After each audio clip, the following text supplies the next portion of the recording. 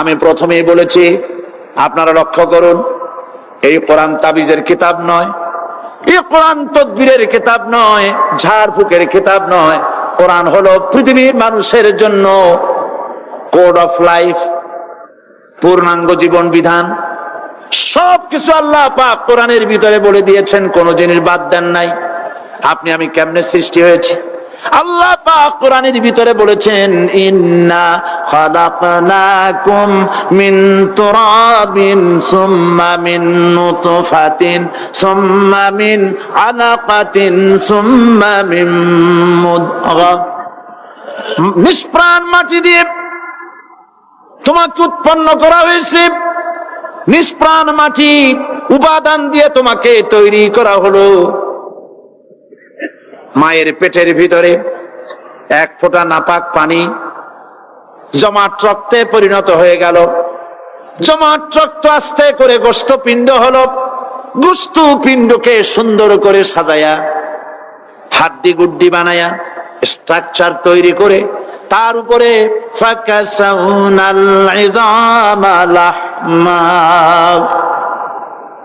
চামড়া দিয়ে গোস্ত দিয়া সাজায়া সুন্দর করে বানালাম। আল্লাহর পরিচয় শুনুন, আল্লাহ আমার কেমন আল্লাহ।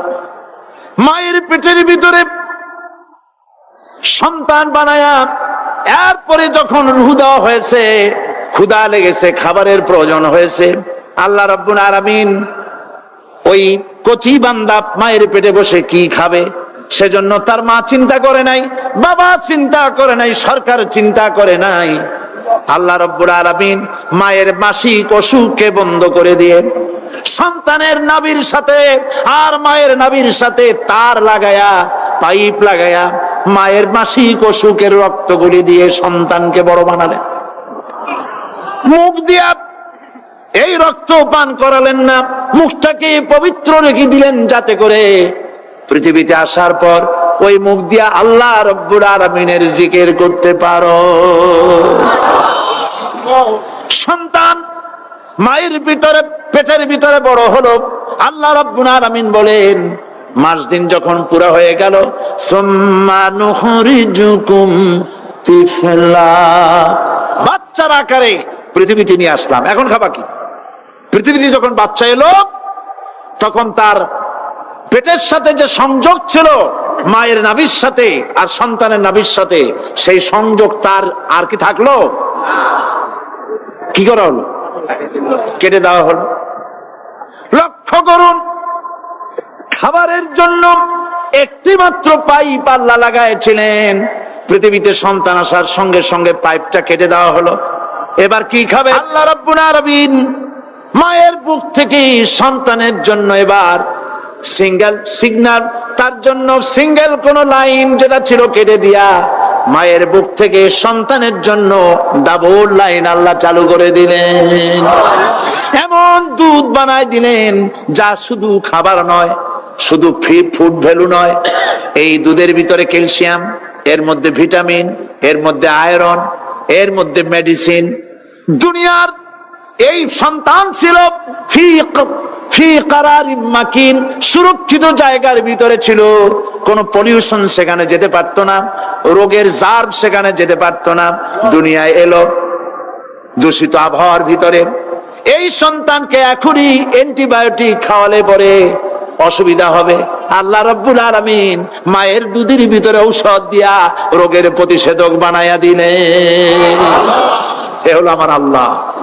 এ আমার কে? আল্লাহ। জোরে বলেন আল্লাহ। আল্লাহ, আল্লাহ রাব্বুল আলামিন মায়ের দুধ দিয়ে সন্তানকে বড় করলেন আর শোনায় দিলেন, খবরদার এই মায়ের সাথে, এই বাপের সাথে নাফরমানি করবি না। মা বাপের জন্য আমার কাছে দোয়া করবে, রব্বির হামহুমা কামা রাব্বায়ানি সাগীরা। সবাই পড়েন আমার সাথে, রব্বির হামহুমা কামা রাব্বায়ানি সাগীরা। আল্লাহ আল্লাহ পাক শিখাই দিলেন বান্দারে আমার কাছে দোয়া করায় আল্লাহ আমার মা বাপ আমাকে ছোটবেলায় যেভাবে স্নেহের কোলে লালন পালন করেছে এইভাবে আমার মা বাপ তোমার রহমতের কোলে লালন পালন করো। মনে থাকবে ভাইরা? বলেন মনে থাকবে? প্রত্যেক নামাজের পরে মা বাবার জন্য দোয়া করবেন, বেঁচে থাকুক আর মরে যাক দোয়া করবেনই, মনে থাকবে? রব্বির হামহুমা কামা রাব্বায়ানি সগীরা। আবার পড়েন রব্বির হামহুমা কামা রাব্বায়ানি সগীরা। আল্লাহ পাক মায়ের মর্যাদা এত বাড়াইছেন, সাহাবী প্রশ্ন করেছে ইয়া রাসূলুল্লাহ খেদমত করব কার? হুজুর বলেন তোমার মায়ের, তারপরে কার? তোমার মায়ের, তারপরে কার? তোমার মায়ের, তারপরে কার? তোমার পিতার। বাপের চাইতে মায়ের মর্যাদা আল্লাহ 3 গুণ বাড়াইয়া দিলেন, 3 গুণ বৃদ্ধি করে দিলেন। হাদিস শরীফে এসেছে হযরত আবী হুরায়রা রাদিয়াল্লাহু তাআলা আনহু রাসূলের কাছে এসে রাতের বেলায় কাঁদতেছিলেন। হুজুর প্রশ্ন করলেন আবু হুরায়রা কাঁদো কেন? হযরত আবু হুরায়রা বলছেন হুজুর মা আমাকে মেরেছে। তিনি প্রশ্ন করলেন আচ্ছা মা তোমার মারলো কেন? তুমি কি কোনো বেয়াদবি করছো? তিনি বললেন না। তবে মারলো কেন? হযরত আবু হুরায়রা বলেন ইয়া রাসূলুল্লাহ আপনার খেদমত থেকে বাড়ি ফিরতে আমার দেরি হয়ে গিয়েছিল। গভীর রাত্রে যখন বাড়ি গেছি মা আমাকে প্রশ্ন করলেন বাবা দেরি হলো কেন, কোথায় ছিলি? তাম পৃথিবীর মানুষ যেই কদম মোবারক চুমু দিতে পারলে ধন্য হয়ে যায় সেই আখিরি জামানার পয়গম্বর নবী মুহাম্মদ রাসূলুল্লাহ সাল্লাল্লাহু আলাইহি সাল্লামের দরবার থেকে আসতে আমার দেরি হয়ে গেছে। ইয়া রাসূলুল্লাহ আমার মা আপনার নাম শুনে তার গা জ্বলে উঠলো, তিনি কাফের মুশরিকা। আপনার নাম শুনে অগ্নি শর্মা হয়ে আমাকে ধরে পিটানো আরম্ভ করলেন আর বললেন আবু হুরায়রা হয় মুহাম্মদ সাল্লাল্লাহু আলাইহি সাল্লামের বাড়ি ছাড়বি নইলে আমার বাড়ি ছাড়বি, কি করবি বল? মার খেতে খেতে আমি বললাম মা তোমার গায়ে যত শক্তি আছে আমারে মারো, তোমার বাড়ি শুদ্ধ তাম দুনিয়াটা ছেড়ে দিতে পারি, মুহাম্মদ রাসূলুল্লাহর কদম মোবারক ছেড়ে দিতে পারি না। আল্লাহ! হুজুর আমার মা গলা ধাক্কা মেরে আমাকে বের করে দিয়েছেন। হুজুর বলছেন আবু হুরায়রা মা তোমাকে মেরেছে আর আমার কাছে নালিশ করছো, আমি তোমার মায়ের কোনো বিচার করতে পারবো না। সুবহানাল্লাহ! এত বড় পাওয়ারফুল নবী, শানওয়ালা, ইজ্জতওয়ালি, বরকতওয়ালি, এত বড় নবী বলছেন মা মেরেছে আমার করার কিচ্ছু নাই। সুবহানাল্লাহ! তোমার মা মুশরিকা হোক আর যাই হোক তোমার মা। সুবহানাল্লাহ বলেন। আমার বন্ধুগণ হযরত আবু হুরায়রা বলেন ইয়া রাসূলুল্লাহ মায়ের বিরুদ্ধে কোনো অভিযোগ নিয়ে আমি আপনার কাছে আসি নাই। হুজুর বললেন কেন আসছো বলো খুলে। আবু হুরায়রা বলেন হুজুর আমি জানি আপনি আল্লাহর দরবারে যদি কোনো ব্যাপারে হাত তোলেন আল্লাহ মঞ্জুর করে ফেলেন, আপনি দয়া করে আমার মার জন্য দোয়া করেন আল্লাহ যেন হেদায়েত দিয়ে দেন। আমার নবীজি দুখানে হাত উত্তোলন করলেন, বললেন আল্লাহুম্মা ইহদি উম্মা আবি হুরায়রা, আয় আল্লাহ আমি দোয়া করতেছি আবু হুরায়রার মাকে হেদায়েত নসিব করো। হুজুর হাত তুলে মোনাজাত করছেন, আবু হুরায়রা দৌড় দিলেন বাড়ির দিকে। কয়েকজন সাহাবী হযরত আবু হুরায়রার জামা টেনে ধরেছে, এই ভদ্রলোক দৌড়ায় কেন? এত শান্ত মানুষ, কখনো গরম হয়ে কারো সঙ্গে কথা বলে না, এই মানুষটা দৌড়ায় কেন? কোনো বিপদ হইল নাকি? জামা টেনে ধরে বলে আবু হুরায়রা দৌড়াও কেন? হযরত আবু হুরায়রা বলেন জামা ছেড়ে দাও, কোনো বিপদ আমার হয় নাই, আমি দৌড়াইয়া বাড়ি যাই দেখতে চাই। আমি দৌড়াইয়া আগে বাড়ি যেতে পারলাম না, আমার নবীর দোয়া আগে আমার বাড়ি চলে গেছে, আমি এটা দেখতে চাই। হযরত আবু হুরায়রা দৌড়াতে দৌড়াতে বাড়ি চলে গেছেন। দরজায় নক করলেন, ভেতর থেকে আওয়াজ এলো কে? তিনি বললেন আমি আবু হুরায়রা, মা দরজা খুলে দাও, আমি তোমার সন্তান। মা বললেন বাবা অপেক্ষা করো, দরজা খুলতেছে। হযরত আবু হুরায়রা বলেন মায়ের গলার আওয়াজের ভেতরে কুফরি কর্কশতা পেলাম না, মায়ের গলার আওয়াজের ভেতরে তাওহীদের নরমিয়াত পেলাম। আমার কাছে মনে হলো আমি আবু হুরায়রা বাড়ি আসার আগে নবীজির দোয়া আল্লাহর আরশে পৌঁছে গেছে। আবু হুরায়রা বলছেন, মা আমার কিছুক্ষণ পরে ঘরের থেকে বেরিয়ে এসেছেন, আমি দেখলাম মায়ের শরীর ভিজা, মাথার চুল দিয়া পানি টপকাচ্ছে। মা আমার বললেন, বাবারে তোমাকে মারার পর আমি নিদারুণ অনুশোচনায় পড়েছিলাম, মনে মনে ভাবলাম, আহারে আমার সন্তান আমি কেন মারলাম? সে তো কোনো খারাপ কাজ করে নাই, কোনো খারাপ জায়গায় যায় নাই, এত ভালো মানুষ যার সম্পর্কে লোকেরা খামোখাই মিথ্যা কথা বলে, এই ভালো মানুষটার কাছে গেছে, সেজন্য আমি মারলাম কেন? বাবা গো, আমি আমার ভুল বুঝতে পেরেছি, জীবনের ভুলও ধরা পড়েছে, আমাকে জলদি করে নিয়ে চলো বিশ্ব নবীর দরবারে। হযরত আবু হুরায়রার মা রাসূলুল্লাহর খেদমতে এসে ঘোষণা করলেন, আশহাদু আল্লা ইলাহা ইল্লাল্লাহু ওয়াহদাহু লা শারীকা লাহু ওয়া আশহাদু আন্না মুহাম্মাদান আবদুহু ওয়া রাসূলুহু। আমার ভাইয়েরা, আল্লাহ রাব্বুল আলামিন মানুষ সৃষ্টি করে পৃথিবীতে পাঠায় দিলেন, খাবারের ইন্তজাম করলেন, এগুলি সব আল্লাহর পরিচয়। আল্লাহরে চেনার জন্য বড় বড় কিতাব ঘাটা লাগে না, কিসমতে যদি থাকে দুই একটা দৃষ্টান্ত যথেষ্ট হয়ে যায়। সুবহানাল্লাহ, সুবহানাল্লাহ, দুই একটা দৃষ্টান্ত যথেষ্ট। আল্লাহ পাক সমস্ত সৃষ্টি জগৎকে তৈরি করলেন, সৃষ্টি করলেন, আর তাদের খাদ্যের ব্যবস্থা করলেন। কে করেছেন খাদ্যের ব্যবস্থা? খাদ্য দেন আল্লাহ। আল্লাহ পাক কোরআন শরীফে বলেছেন, লা ইন শাকারতুম লাযীদান্নাকুম ওয়া লা ইন কাফারতুম ইন্না আযাবী লাশাদীদ। আমার নিয়ামতের শুকর যদি আদায় করো বাড়ায় দেব, আর যদি কৃতজ্ঞ হও শুকরিয়া আদায় না করো মস্ত বড় শাস্তি দেব। ফসল দেই আমি, আর শুকরিয়া আদায় করো তোমার বাজানে, ঠিক কিনা?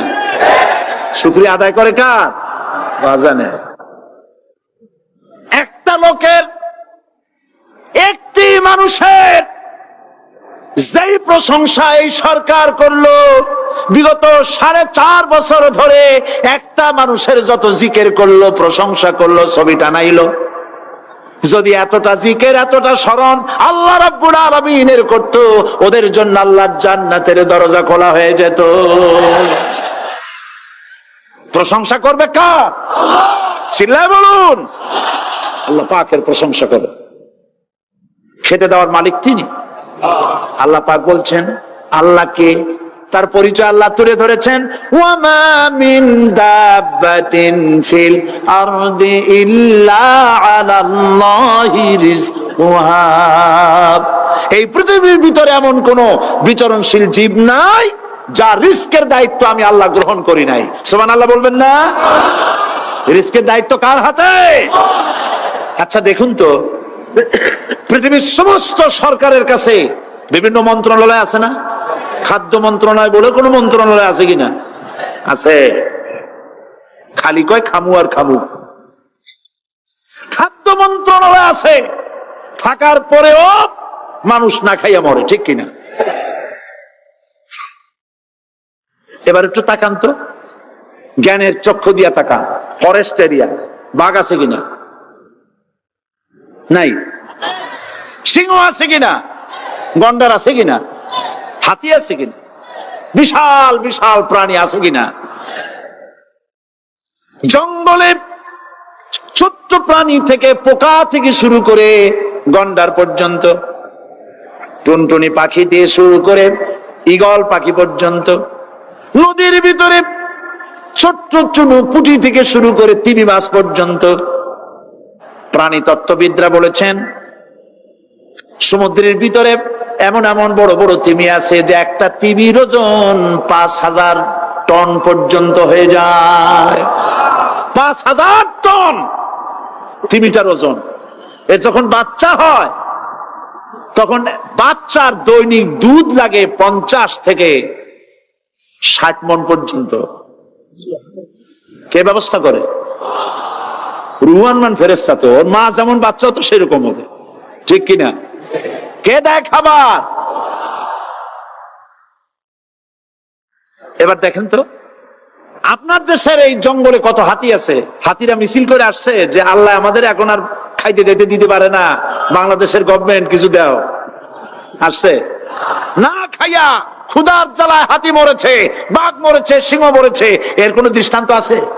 ক্ষুধার জ্বালায় আকাশের উড়ন্ত পাখিরা ছটফট করে মারা গেছে, দৃষ্টান্ত আছে? নদীর মাছেরা ক্ষুধার জ্বালায় ভেসে উঠেছে, না খাইয়া মরে গেছে, দৃষ্টান্ত আছে? মহান আল্লাহ রাব্বুল আলামিন কোরআন শরীফের ভিতরে বলেছেন, অনেক প্রাণী এমন আছে যারা তাদের খাদ্যকে সঞ্চয় করে না, খাদ্যকে জমা করে না, আহরণ করে না। সকাল বেলায় একটা খাবার খেলো, দুপুরে কি খাবে তার জানা নাই। শকুন পৃথিবীর মাঝি থেকে 3 মাইল উপরে ওড়ে, তার চোখকে আল্লাহ পাক এত তীক্ষ্ণ বানিয়ে দিয়েছেন, এই চট্টগ্রামের কোথায় মরা গরু আছে 3 মাইল উপর দিয়ে দেখতে পায়? সুবহানাল্লাহ করতে ইচ্ছে করে না। এই প্রাণীগুলি খাবারগুলি কোন গভর্নমেন্ট জোগাড় করে রাখে নাই, আল্লাহ পাক বলেন সবার খাবার আমি দেই। সকাল বেলায় সমস্ত প্রাণীগুলি, মহাশূন্যে পাখি, পানির ভিতরে মৎস্যরাজি, জঙ্গলের ভিতরে হিংস্র প্রাণী, পোকামাকড় থেকে শুরু করে সবগুলো খালি পেটে সব বেরিয়ে যায়, কারো কোনো খাবারের মজুদ নাই। সন্ধ্যা হতে না হতে সমস্ত প্রাণীগুলির পেট ভরাইয়া আমি আবার যার যার ঘরে ফিরাইয়া দেই। ওয়ামা মিন দাব্বাতিন ফিল আরদি ইল্লা আলাল্লাহি রিজকুহা। সমস্ত প্রাণী রিজকের দায়িত্ব আমি আল্লাহর হাতে। কে দেয় রিজেক? জোরে বলুন, কে দেন? আল্লাহ পাক। কি খাবেন সব আল্লাহ জোগাড় করে দিয়েছেন। তরি তরকারি জোগাড় করেছেন, মাছ জোগাড় করেছেন, চাউল দিয়েছেন, খাবার দিয়েছেন, গোশত দিয়েছেন, সব দিয়ে দিয়েছেন আল্লাহ রাব্বুল আলামিন। সমস্ত জিনিস দিয়ে মানুষকে আল্লাহ পাক তার জন্য আল্লাহ সব করেছেন। খালাকা লাকুম মা ফিল আরদি জামিআ, এই পৃথিবীতে যা তৈরি করেছে সব তোমার জন্য। এ হচ্ছে আমার আল্লাহ, এ হচ্ছে আমার কে? আল্লাহ। সে আল্লাহ পাক বলছেন, আল্লাহর পরিচয়, তিনি স্রষ্টা, তিনি রিজেক দাতা। এবার আইনদাতা কে? আইনদাতা কে? আরো জোরে বলুন। আইনদাতা আল্লাহ, হচ্ছে আল্লাহর পরিচয়। ইনিল হুকমু ইল্লা লিল্লাহ আলা লাহুল খালকু ওয়াল আমর। সৃষ্টি যার, আইন চলবে তার। আমার দেশে আল্লাহর আইন চলছে? আমাদের দেশের কল কারখানা, ক্ষেত খামার, অফিস আদালত আল্লাহর আইন অনুযায়ী চলে? চলে না। বরং আল্লাহর আইনকে মুছে ফেলার জন্য নিজেদের আইন সৃষ্টি করার জন্য প্রচেষ্টা চালানো হচ্ছে। আল্লাহর আইন মানুষের জন্য সব থেকে বেশি উপযোগী, কারণ সৃষ্টি করেছেন কে? বলেন, কে করেছেন? আল্লাহ। প্রত্যেকটি মেশিন আপনি যা কিনবেন, রেডিও হোক, টিভি হোক, যে কোনো যন্ত্র হোক, গাড়ি হোক, তার সাথে একটা লিটারেচার, একটা বই তার সঙ্গে দিয়ে দেওয়া হয়। ওই বইয়ের মধ্যে লেখা থাকে এটা কিভাবে চালানো হবে, অপারেট করা হবে, তার সিস্টেম লেখা থাকে। আপনার ইচ্ছা মতো চালাইলে হবে না। এই মানব গোষ্ঠীকে সৃষ্টি করেছেন। এখন আপনি যদি আপনার আইন মতো চালান, তা কি চলবে? চলবে না। আপনি আপনার আইন মতো চালাচ্ছেন, ভালোভাবে চলতেছে? চলতেছে না। স্বরাষ্ট্রমন্ত্রী বলতেছেন সন্ত্রাসীদেরকে মাটির তলা থেকে খুঁজে বের করা হবে, কিন্তু নাকের উপর দিয়া ব্রিফকেস চুরি হয়ে যায়। উনি